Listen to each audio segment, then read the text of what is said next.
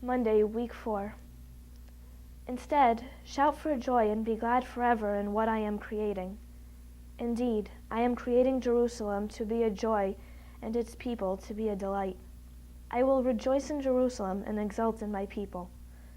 No longer shall the sound of weeping be heard there, or the sound of crying.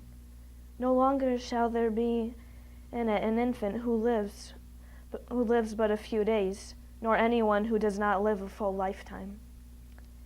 The focus of today's reading is to restore hope.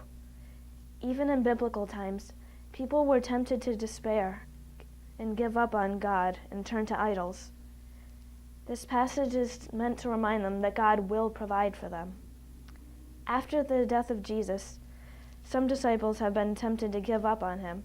After all, their leader had just been crucified. But their hope was renewed when Jesus appeared to them, and by his stay for 40 days.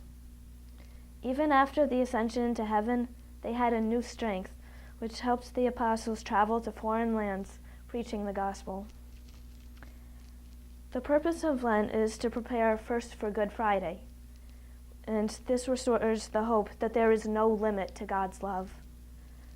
And God's love is for everyone, no matter who they are or what they've done. After all, Jesus was crucified by his own free will to save us. 2 days later, once again, Jesus renewed our hope. This time, he renews our hope of eternal life by rising from the dead.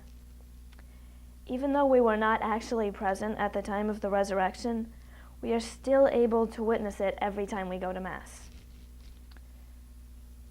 Whenever we go to Mass, the bread and wine is turned into the actual body and blood of Christ. In the Gospel of Mark, Jesus said, "Sabbath is made for man, not man for the Sabbath."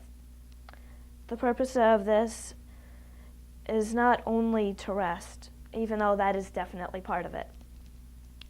It is also to bear witness to the miracle happening on the altar, and by doing so, it restores our hope that God will provide for us.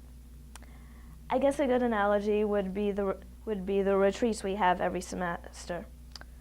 They are such amazing experiences, and people, myself included, always come out of the fall retreat feeling happy, refreshed, a little nervous about the enormous piles of work to catch up on, and we have a new outlook on life.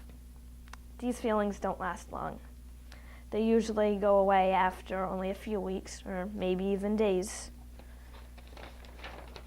We go on with our lives, and when we seem to need it most, 3 months later, we have the retreats again. This period between retreats is like the rest of the week, which it comes all the worries and stresses that come with everyday life.